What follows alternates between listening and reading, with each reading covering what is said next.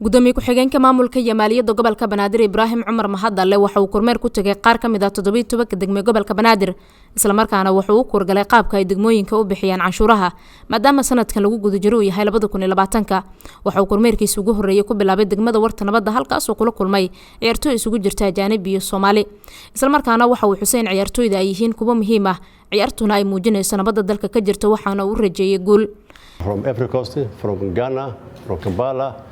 iyo Soomaalida ka kimid Tunisia dhamaantii waxaan ku salaamayaa salaan qaali ah ciyaartu waa udub dhaxaadka isdhexgalka waxay u tahay ififaalo oo ay muujinaysaa nabadda marka runtii maanta kulankiina aad baan ugu faraxsanahay waa markii koowaad aan soo booqday naadiga Municipio ee degmada Warrigley kulan kale iyo masdaxana waa inay ma doona waxaan ku dhaafayaa guul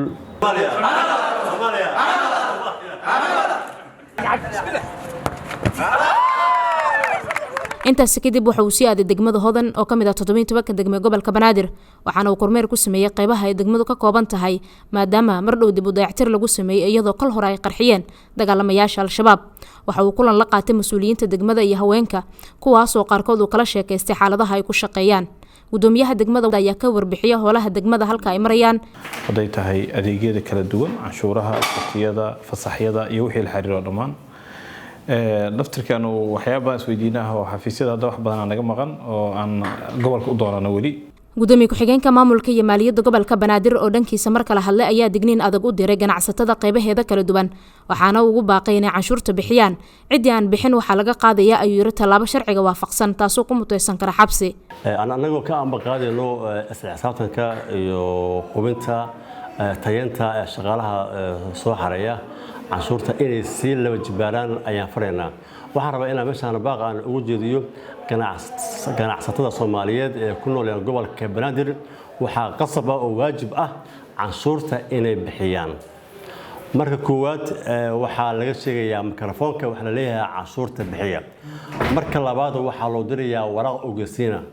marka saddexaad waxa loo dirayaa fariin oo ay ku dhacayso mobilkiisa marka afraad waxa la qaadayaa talaabo sharciga waafaqsan taas oo ku mutaysan karo xabsi ganacsatada leh hoteelada waaweyn baqaarada leh markii canshuurta laga doonadiida ciidamadooda ilaalada ku dalbada gobolka Banaadir uma dul qaada doono talaabo cad ayaana ka qaadanaa canshuur diide waa dambiile assalaamu calaykum maamulka gobolka Banaadir ayaa hore u sheegay in bixinta canshuurtu ay qayb ka tahay mid lagu dhisayo bilicda magaalada caasimadda ee Muqdisho